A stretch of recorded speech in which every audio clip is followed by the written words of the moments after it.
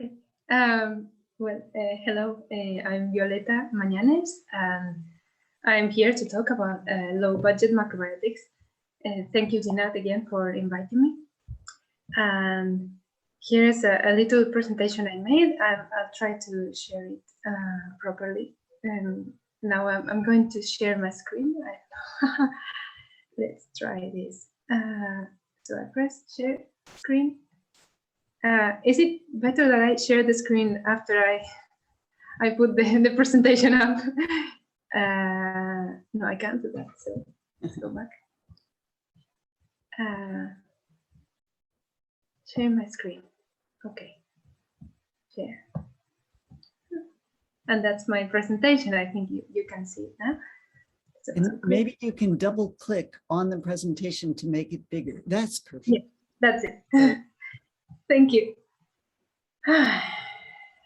I'm feeling a little bit ungrounded today. Maybe it's because I'm in Spain, there's a storm and sometimes weather affects me, or maybe it's just me blaming the weather because it's something I do sometimes. Okay.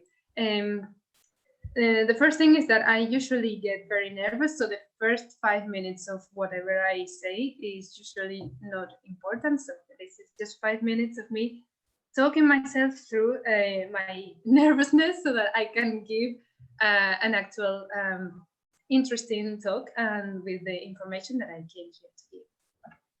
So, low budget macrobiotics. Is everyone able to see the screen that I'm sharing? Yes, okay, I see Clara nodding, thank you. I prepared this presentation. I'll talk about me, about budgeting, macrobiotics at its core, making changes to the diet, why and how, not making changes to the diet, why and how, and question and answers. That will be at the end.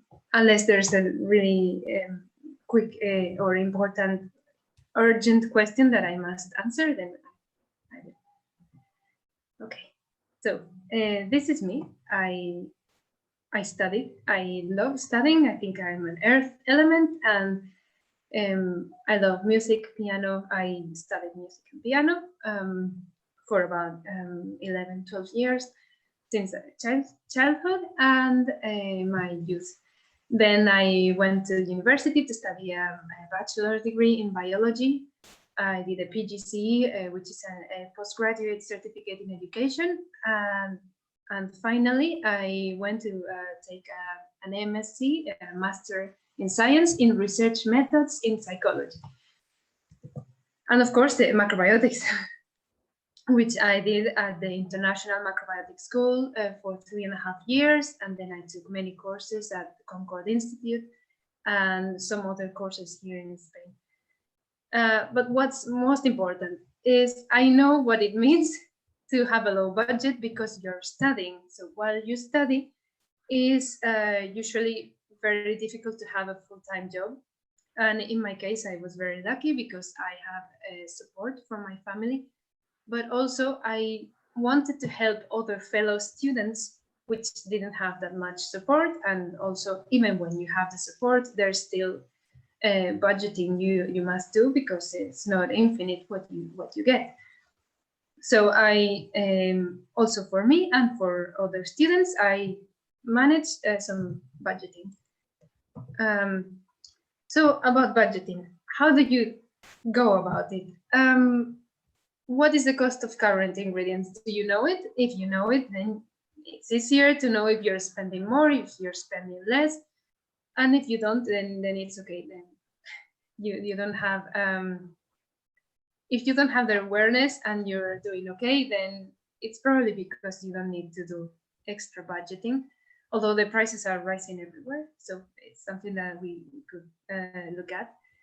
Coupons and vouchers, that could be very metal and stressful energy, thinking if you really want to go to a shop, to another shop, if it's worth collecting these pieces of paper or downloading the apps so that you can go to all the places and get all the discounts. Well, it depends if you really want to do it. Some students are really interested in social media and being online all the time and having eyes for everything, and it's something that they could do, collecting coupons and things. But for most people, it's stressful. And also the coupons, the vouchers, the discounts are not usually for the organic or for the things that are not from corporations that we are interested in buying. So maybe it's not really what we want, even if they're discounted. Again, which store offers what. It means going to different stores, then memorizing things or having lists, which is a very metal skill, and not everyone has to be metal. We have all different and interesting qualities in different transformations of the energy. So let's stop forcing everyone to be the same. And it's very nice to go to a shop and see what you can afford there, to go to the market and see what you can buy there as well. You don't have to know everything they sell everywhere, although yes, there are usually places where you can see online or just the leaflets. You can look at what they sell in each place, and that's a way to know what's in offer. Again, is it everything too metal? And do we already have too much of metal in our lives, that everything is on schedule and there's lots of cars and buildings and cities, and so maybe we have a lot of metal already and we don't need to focus too much on saving. And also traveling from one place to another, it saves perhaps a few cents or pennies, but it doesn't save us time. So budgeting is not black and white. You need to it's not just the black and white of the price of the items you're buying, but also the amount of energy that goes into planning what you're buying and where you're going to buy them, and also travel to those places. Now I will talk about macrobiotics. So macrobiotics at its core has a very austere diet, which is the diet number 7 of short grain brown rice. And that means that we could be eating potentially short grain brown rice for 10 days, a 10-day fast. But that is a fast, it's not a diet. A diet is something that you could maintain over time, and that could sustain you to keep the diet for as long as you can. So if you're not alive, you can't eat, so there's no diet there. So the rice fast is good as a fast, as trying to be more yang again, more yang energy again, the metal yang, which is great because it really helped me to prepare this presentation. But we don't need an excess of yang. Local and seasonal ingredients are also macrobiotics at its core. What macrobiotics is always talking about is the way to coming back to the traditional and local and seasonal, to be in tune with nature. So what is local and seasonal is because it can grow there, and if you're in a place, you are more in tune with the place if you eat what the place produces. So that's another way of thinking about macrobiotics.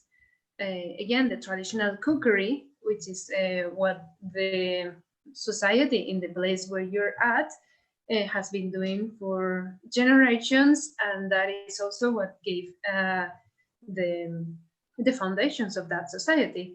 I'm in Spain, for example, and we have the Mediterranean diet. We have Spain is not just the Mediterranean. We have also the northern coast, which is a colder climate. It's more Atlantic climate, and we do have fish still because it's the coast. But there's also part that has more meat consumption and more cured meat consumption traditionally. So lots of stews with meat would be in the northern area, whereas the Mediterranean diet is more, it's a lighter diet with fish. It's well, somehow similar to the Japanese diet, with, because it's an island diet with fish and also grains. In Spain, it would be rice and olive oil. So that would be traditional cookery from here. And the refined foods, that's something that, well, there are some refined foods in macrobiotics. We can talk about it later, but that would be a different, it wouldn't be what macrobiotics is about from the beginning. So the most simple thing is the local, seasonal, traditional, what is there for the foundation of that society and for that climate, and the yin yang of what we already have. Macrobiotics always looks at the yin and the yang, the effects of what we are taking into our bodies, both as food and as emotion and other input from the environment and from our own internal environment. But in this case, it would be what's in stock. So quick yin and yang. Above the ground, yin. Below the ground, yang. So that means the leaves, sprouts, everything yin. And what goes down, roots, that would be more yang energy. Then water content, that would be more yin. The more water it has, the more yin it is, and the less more yang. And the salt content, the more salt content is more yang. From in both realms, plant and animal, but also in the plant realm, everything that's plant would always be more yin than everything that's more animal. So any plant is more yin than any animal. So with this, we could actually take any diet and just, in a way, balance it, even if they're not macrobiotic, pure macrobiotic ingredients. Well, most animal ingredients in macrobiotics are only fish. Let's see if I have someone in chat asking questions. I don't know. Okay. Let's carry on. So local and seasonal, but not certified organic. Well, certified organic can be too expensive. The problem with certified organic is the certification. Do we trust the certification? Is it just another strategy from corporations to sell us something? Well, that depends. Are you buying from a corporation which has a lot of produce and one small range of organic beside everything else? So maybe that's just selling you things. And I would prefer to buy from the companies which devote all the company expense to create organic produce. If that's not possible, because usually that's too expensive, or well, this claim that it can't be produced or it doesn't produce as much as if it weren't organic, then it makes it more expensive, or somehow it might not be what you can buy. Also, the variety. Sometimes the offer of certified or organic, actual organic, without certification, that you know someone who's growing it, sometimes there's not a lot of variety in what we are able to buy. The bad appearance, just because it has the label of organic, sometimes gives too much freedom for selling anything. Sometimes they also sell fruit or vegetables which are picked very far away and then shipped across the globe, but they don't actually ripen enough, because if they were ripe when they were picked, they would be overripe, or when they would be rotten when they arrive. So that's another problem. It has bad appearance. It doesn't look good, and it doesn't look healthy, and sometimes it's not as healthy, or they might not be available altogether. If you cannot find the local and seasonal, then if they're not organic, then there's some ways to go around it, which is to peel it properly if you can. And if it's something you cannot peel, such as greens or any other fruits that you cannot peel, well, most fruits you can. But if you feel you can't, then some people soak them in salt water, or just rinse them very well, or add some vinegar. Well, the most important thing is not getting too obsessed about it. If you can't, avoid buying what you have, because then it's not going to help, because, well, I think I talk about it later, but worry upsets the stomach energy, so you're making it harder for you to take in the nutrients. So just take what you have and peel it properly, and wash it if you can, and just make sure you do your best, and that's enough. So whole foods fill you up for longer.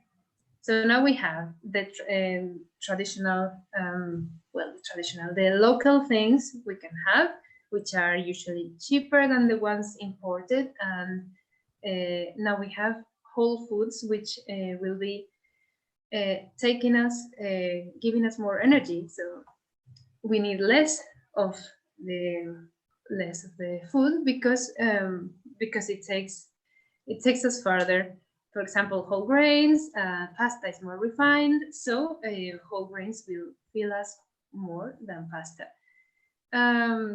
Beans versus texturized soya or texturized pea protein, that's also the same. They take longer to cook, but we need less of it. They're more nutritious, that's why they fill us up for longer. It's not just the effect, it's actually it's not just the weight of it, it's also the nutrients, the composition. They're cheaper compared to refined foods, in that when you heat up the oven to cook a pizza, then the pizza is not going to last nutritionally for as long as whole grain rice, or whole grain rice paella, or a bean stew. It's different. So you're also taking into account the energy of cooking. If we make changes to the diet, why and how? This is a very long sentence that I've written there, but don't worry, I'll try to go little by little. It's very important to do a gradual change of the stock, because otherwise it can be very expensive to buy at once for some people.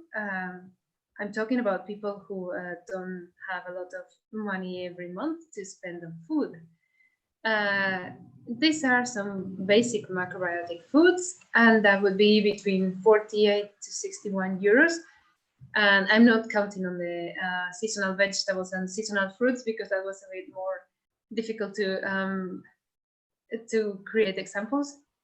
But for example, the stock that we're usually having in our kitchen, the tamari, soy sauce, the sesame oil, the unpasteurized miso, umeboshi plums, which is very handy to have in case you have any stomach upset, or any dizziness, or any fainting, or any yin problems. Really, umeboshi are a very good asset to have around. Seaweed as well, unrefined sea salt, whole grains, and then beans, seeds, and other vegetables and fruits that really you need to replenish as you eat them, because they go bad unless you pickle them, as we saw in the previous talk, which is a way to preserve the vegetables, and then that could actually be another way to have a low budget eating. If we buy the food and we store it, we make preserves and we make pickles, long time pickles, and that wasn't the example we saw, but there will be some long time pickles you could store for a long time. So this example, well, more or less the euros are what I remember it costs, but it keeps changing. So it could be a bit more expensive even to buy all at once. So maybe start with some basics and avoid the luxuries, which are, well, I wouldn't consider umeboshi plums a luxury, but for example, amazake, I would say it is a luxury. It's very nice, mild sweetener. It's very, it's yin, but it's not overly yin. The problem is it's quite expensive. So I wouldn't, like a jar could be about €5 here. Rice syrup, the same. White miso, it is good, but the problem with white miso is it's not as medicinal as the unpasteurized black miso, the barley miso or rice miso or soy miso. So if I had to choose, I would prefer organic. Sorry, the medicinal miso, the black one. Sorry. I think I was screen recording. Okay, great. It's not anymore. I was seeing something in there. Excuse me. I will carry on. So other luxuries that I consider luxuries are dried daikon, which is great for expectorating because it's a root and it's been dried. But also there are other ways of expectorating which are cheaper, such as using ginger or even onion if you can't have ginger where you are. Teca, which is very good for heart energy because it's taste. Well, you don't need that taste. You can have it from other. I'm trying to think of the name of the taste. I can't remember. It's not sweet, sour, pungent. The other one. Bitter taste. So if you need bitter taste, you could have it from greens, which we had earlier a talk about picking leaves and plants from your own garden, and most of the natural bitter taste we could find from greens, so that you don't need to have specific condiment, which can be expensive. Sweet millet, soba, sweet brown rice, mochi, all these very nutritious and luxurious and very yummy things, because they I like them because they have this creamy texture, and I have a thing for creaminess. As I said, I have a earth element in my life, so those things can be also expensive. And tempeh, natto, and other fermented products can also be expensive, and it is possible to make it at home if you know how, and if you don't have any fear to have moldy things in your kitchen, which I have tried, and it was somewhat successful. Some of them didn't work out because I didn't use soya. I used chickpeas and other types of beans. So if you're not afraid, then try it. But if you don't know how it's supposed to taste, maybe try the actual thing first, and then try your experiment. But otherwise, avoid these luxuries because there's so much that you can do without them, with the other ingredients. And also, if you're investing, maybe a knife, it could be a good idea because you're always going to use it. It's something that can help you to reshape the food, and it gives a different polarity to everything you're making, and also it makes cooking faster and more pleasant because you're not using a blunt knife, and it makes a difference. So if we begin with the yin, if you have realized we want to make changes with our diet within a budget, and we don't want to spend 70 euros all at once and then have all this new food and not know what to do with it, and be overwhelmed because we also on top of the food. If we are beginning, we probably need to hire someone or do some exchange if you're a student. So begin with the yin. What are yin issues that you need to address? Tiredness, depression, lack of direction, energy going outwards. So everything that depletes us is a symptom of being yin, the energy of yin, macrobiotics going out. So the best way of replenish that energy is to have good quality salt. A good way to have good quality salt is to mix it with oil. Salt and oil, they go together, and we could make gomasio. Gomasio is salt, sesame salt. And the sesame seeds and the salt, they get blended together in a suribachi. I could have brought one. I didn't realize. I didn't remember I was going to talk about this. The suribachi it's just a Japanese grinder with some ridges, and when you press with the surikogi, with the pestle, the mortar just gets all the seeds ground with the ridges of the mortar, and that makes a very thin powder. Well, as thin as you like it. You could make it coarser, but the idea is to mix the oils of the seeds with the unrefined sea salt.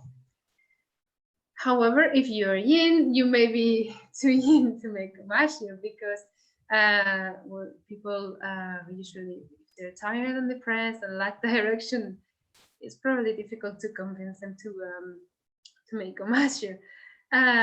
So just start with a good quality salt, and good quality salt, unlike what we've been told, it's not the added iodine salt. The iodine could come in sea salt as it comes in the sea, because the sea has got sea vegetables, seaweed, and that, well, there's lots of minerals in seawater, so good quality salt. If you like Himalayan salt, sometimes that's on sale because now somehow it's also trendy to take Himalayan salt, but I wouldn't personally recommend rock salt or Himalayan salt or pink salt. I think just sea salt is good enough, and if you can get it, it's usually affordable. Or adding seaweed. If you're thinking of investing in seaweed, it's usually about 5 euros, or the most expensive one could be 12 euros, but you don't use that every day. That would be the case of not arame, the other one, the hiziki. Hiziki is controversial seaweed because it has allegedly arsenic in levels, but it's not that dangerous. I've eaten it and I haven't died from it yet, or I'm not dying from it at all. So it's okay. The best seaweed to just add to anything you cook, just a little piece, like maybe your first part of the finger, just the first part. Lost for words today, I'm sorry. Just a fingertip of the size of a seaweed could be kombu. Kombu is very versatile to add anywhere. If you can't find kombu, then wakame also could work. Sometimes kombu is too strong. People prefer wakame.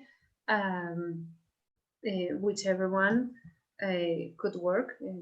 If you're yin, then just get any seaweed that's not nori, preferably, and just add it to the food you're cooking, and that will give extra minerals. So gradually, you ideally would be more focused with the minerals, and will have lesser yin that prevents you from doing more things with your life. But maybe relying on just a little bit of seaweed is too much of a happy idea. Maybe you need to be a bit more realistic and do more changes, but that could be the first step. Replacing extreme yin, that could be the second step. So instead of having the usual sugary treat, just try to have some fruit. And the fruit that makes, the way to make the fruit a bit less yin could be adding a pinch of salt and cooking it. A way of cooking it could be like a nishimi with very little water, or just not adding water at all, just as nearly steaming it. So when you add the pinch of salt, then make sure the fruit is it's very well covered, there's no steam coming out. Maybe you can add a drop lid, something to press against the fruit inside the pan, like a small saucer, and then you make sure that fruit is steaming out its own liquid, and you're not diluting the sweetness whilst cooking it. You could try a no chocolate challenge, which I found almost the easiest way to get rid of sweets, because most sweets and treats have chocolate. So whenever you are checking what has chocolate and what hasn't, you realize that most of it has, and then you have to start avoiding things. And the moment you start putting some limits to what you eat and what you don't, because you have this mindset of a challenge, which could work for even for yin. That could be a motivation. I'm doing a challenge, or sugar-free charity challenge. Instead of buying sweets, you give the money of what you were about to buy to the charity pot. So that could be another idea, and gradually you're starting to get used to saying no to treats. On the other side, if we want to begin with the yang, we have yang issues. Okay, we are irritable, impatient, unable to relax, and we're angry. We have body pains, tension. Basically, all the yang is the energy blocked within and not coming out or not coming down. We need something to help us with that. And the easiest is to have vegetables and fruits in our meals. When we traditionally have some steak with chips, we could have that. We could call that as yin and yang dish, because it has the steak, which is yang, is meat, and also the yin, which is the potato. But that yin and that yang don't really balance out, because, well, first because they are both extremes, but secondly because it's not really the potatoes in that, they're not really yin. They are yin as a vegetable, as as a tuber, but they're not the yin energy that sprouts up, the one we're after. So it could be excuse me, it could be better balanced if we had after the post. If we had meat with sauerkraut, or meat with sprouts, or meat with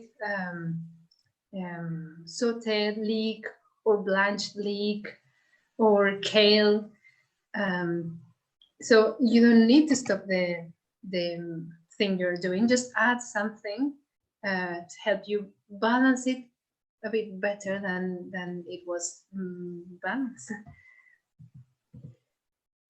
Okay, so more things to help us make changes to our imbalance. Sitting down to eat. It's a way to stop something. Yes. Okay, this is what I was looking for. If we are not making changes to the diet, we have these things that I put on the opposite side. If we are not making changes to the diet, why and how? Well, why? It could be unpractical. Sometimes you're cooking for a family and you can't make changes to the diet. You can't afford spending the 70 euros all of a sudden to make a change for a specific family member, whilst everyone else is in their own environment or imbalance, or they're okay with their imbalance, or they're unaware. Whichever, it could be not practical. You're cooking for more people. Well, the unpractical situation, it could be that it's just not easy to make the change, or you don't have space in the kitchen, or someone else is cooking for you. It could be a personal choice. You just enjoy what you're eating. You like your meat and you like your potatoes. You would just like to have a bit less yang problems. Okay, then add some yin. That's okay. So here there are some free macrobiotic non-dietary options in case you don't really want to add the kale to your meat.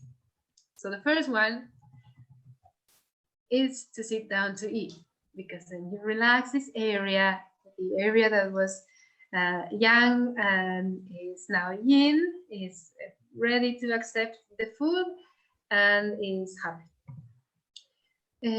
Don't watch upsetting news. As I said earlier, stomach gets disrupted by the worry, and it's something that you don't want when you're feeding your stomach energy. You need to have that yin, relaxed, and obviously something upsetting tenses the physical muscle, and also the energy is not where it should be, which is receiving and processing. Chewing thoroughly, that could be 100 times, or just until liquid, or just until it doesn't taste as good as you want it to taste. I don't know how many times you can chew through pizza before you realize it is just bread. Although I don't particularly dislike the creaminess of the bread chewed over many times, but it could be something people don't like, but that's another option you could do. Eating with gratitude, which also relates to not watching upsetting news or not talking about disruptive topics while you're eating. If you're eating gracefully, then you will be happier, not just because of the food you're eating, but because what you're doing with the food. And also fill up to 80%. If you want to have that extra energy, never fill up too much that you need the energy that you're eating to help you digest it. So you have well, the 80% again is a very metal concept. We don't know what 80% means. Just when you know, you know yourself, you know when you're full and you're eating just because well, you're distracted by the upsetting news, or you just want to finish the plate for whatever reason. It's good to eat when you're hungry, and it's good not to throw away food. Also, something I didn't write here about budgeting, in using leftovers, using food containers. That's also another way to save, to freeze if you are into freezing. In macrobiotics, sometimes it's allowed because well, otherwise you wouldn't be able to eat. So sometimes it's okay to freeze. It's okay to compromise. Okay, so we saw that it was swapped around. And another non-dietary food related options of macrobiotics. So if you're cooking, cook with the energy you're after. If you really want peace in your life, then don't cook angry. I can't cook angry because everything gets burnt. And it's okay. I just, well, then I cry and I clean it, I say something else. And then the next energy is more upset, well, not upset, more like sad but peaceful energy. So the next time I don't burn it that much, and then I can eat, and then I'm more settled than with the angry batch of food, which I had to throw away because I didn't want to eat. Cook with the energy you're after in the kitchen and also with the food. What energies we have to cook, to play around with food. If we want something upwards, we can blanch the vegetables, just water, pinch of salt, boil it, and then put the vegetable in and out. Maybe 2 minutes, depending on the type of vegetable, which it may be. If it's a starchy vegetable, well, a bigger one, like sweet or kohlrabi, broccoli, that could be a bit longer, but if it's kale, it's just nearly in and out. Then wok, you could use the wok, and that gives a very nice fire energy. You need obviously to put in the fire energy if you want to get it out. So that's fire energy cooking. Come on, yes, stir, and the wok is hot, the oil is hot, but you don't allow it to burn because you're stirring and you make it very fast. If you want earth energy, stew, just long cooked, peaceful, do not disturb the stew, just let it cook through. If you want the metal, then something dry, something with pressure in the oven. And if you want the water energy, or peaceful, but with a different, not like earth, more like with the energy deep within, that would be a soup with minerals, fish, or just vegetables, or just make sure there's a richness in the broth with vegetables, seaweed, and any other ingredients. The mood in the kitchen, yes, that's just what I talked about earlier.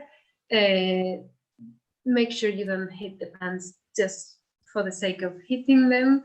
It used to drive me mad when I was growing up, and I didn't even know about macrobiotics, but my mother would just, when she was cleaning the spatula or whatever she was cooking with, she would just hit it with a pan like like, why is she making a rhythm? I don't get it. But so that was what she needed in the kitchen, but not what I needed apparently. And when you hit the pans, I believe we are also disturbing the food because of the vibrations of the energy. So again, if you really want the vibrations, then hit it if it's the energy you're after. But if you don't want that energy, then don't hit the pans just because. Okay, some thoughts on balance. Sorry, I get very. You're doing great. Thank you. Balance is great. You need to be aware of the balance. Which people could be not easily balanced? Well, they could be, but you need to be aware. What I mean is you can you have to be very careful with what you recommend or force children to do, because they are not old enough to make their choices. So don't put children on a strict diet unless you know what you're doing. And the same goes to pregnant women, nursing women, and people with illnesses. It's great to want to explore and save money and save the world, but be careful with people with specific conditions, because they can go out of balance very quickly, and that can have some dramatic outcomes. So it's good to monitor your health and to make sure you know how you're doing, if you're pregnant or nursing or ill, if you're a child watching this in YouTube, I think. Just make sure you know how your health is doing. You can go to your health provider and ask for a checkup, for urine samples, stool samples, blood samples, whichever they offer, and make sure you feel well. Don't do the rise fast if you're a child, pregnant, nursing, or ill with something that could make you more ill. And adjust the balance, because balance changes, and hopefully the balance in your bank account, which is what you're watching this low budget macrobiotics, will also change, because everything changes and it comes in and out, and also the stages of life change. So do not follow a very strict diet strictly from your head. Follow it from all the other senses. You follow it for an illness, for a period of time, for a time of stress, or for a time of relaxation, and then you adjust it, and that is what makes macrobiotics to make you last longer, and you maintain the diet and you feel better. So now, questions and answers, if there's any time left. And thank you everyone for bearing with me, because I haven't spoken English for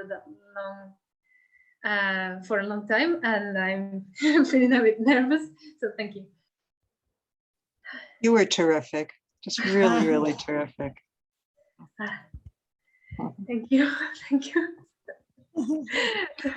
Okay, and now I'm going to check the chat, because I think, oh, sorry, I wrote a poem. I forgot.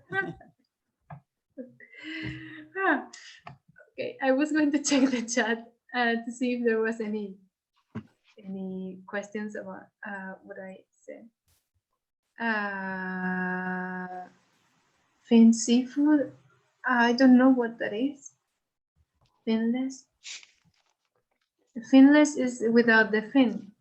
Like in the I don't know anything about finless seafood, sorry. Sweet millet is a type of millet. It's a more glutinous millet.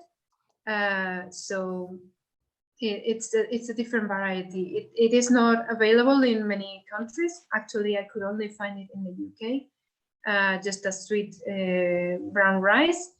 I think sweet rice is the same as sweet millet, as in it's a variety of the grain, which has got more glutinous. It has got more protein in it. It doesn't have gluten. It's just the glutinous. It refers to the strength of the gooiness. When you cook it, it has more protein.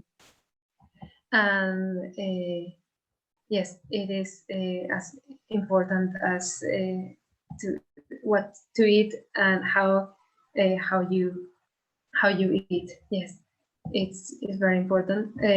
Diet alone doesn't save you. You must do all kinds of other types of work, because we're a complex being. So we need a full emotions and mental physical input, and we need to revise it often, because we're alive and things change when you're alive, which is great. And Shall I read you my poem and then Yes, I open yes, for please. questions? Excuse me. I didn't realize I put it here. I did. Oh, yes. Okay. Macrobiotics literally means big life, and for it you will need a sharp knife. Chopping vegetables is required. Recipes are peace and love inspired. Only you will find the vaccine by using traditional Chinese medicine. It will keep your energy high on homemade foods and refined. The emotions will be expressed at ease. In that way, you will find relief. Creating life through healthy communication. Seek me afterwards if you want more information. And you can see it Wonderful. spells macrobiotics. Oh, no. Very good. Oh, brava. So I'm going to say thank you. Oh. You did a wonderful job. And I want to give a little bit of break before the next speaker. I see Serena is here with us.